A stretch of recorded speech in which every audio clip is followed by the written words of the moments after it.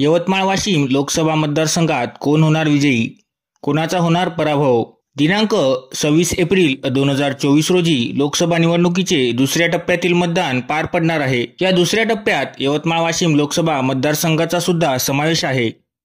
यवतमाळ वाशिम मतदारसंघात एकूण 17 उमेदवार निवडणुकीच्या रिंगणात उभे असून यात ठाकरे गटाकडून संजय देशमुख व शिवसेना शिंदे गटाकडून 5 वेळा खासदार असणाऱ्या भावना गवळी यांचे तिकीट कापून हिंगोली येथील सौ राजश्री पाटील यांना उमेदवारी देण्यात आली आहे।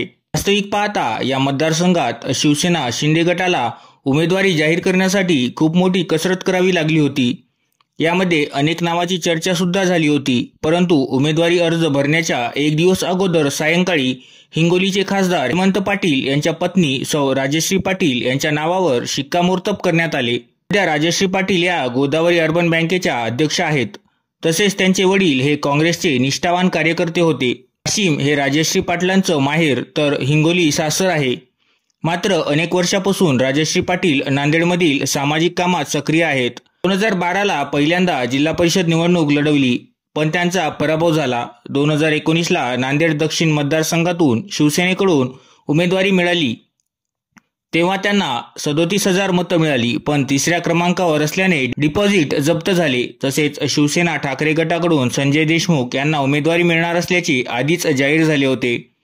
संजय देशमुख हे 1996 मध्ये यवतमाळ जिल्ह्यातून शिवसेनेचे जिल्हाध्यक्ष झाले आणि समाजसेवेच्या त्यांच्या समर्पणामुळे त्यांना वयाच्या 30व्या वर्षी राजकारणात प्रवेश मिळाला।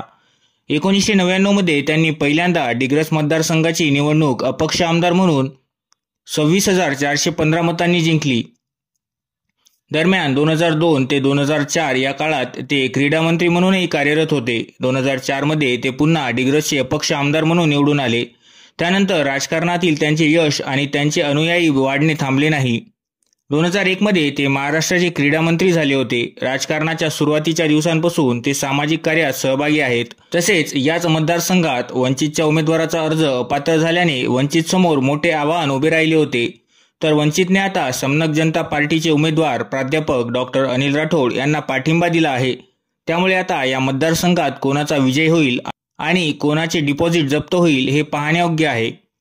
यात नवीन विशेष बाब म्हणजे पुसद येथील भाजपामधील एक विशिष्ट समाजाचे कार्यकर्ते आणि नेते हे सौ राजश्री पाटील यांचा प्रचार सोडून चंद्रपूर येथील लोकसभेचे उमेदवार सुधीर मुनगंटीवार यांच्या प्रचारासाठी गेल्याची विश्वसनीय माहिती सूत्रांकडून मिळाली होती। याआधी सुद्धा चंद्रपूर येथे मंत्री हंसराज अहिर यांना पराभूत करण्यासाठी असेच प्रयत्न करण्यात आल्याची चर्चा सुद्धा रंगली होती।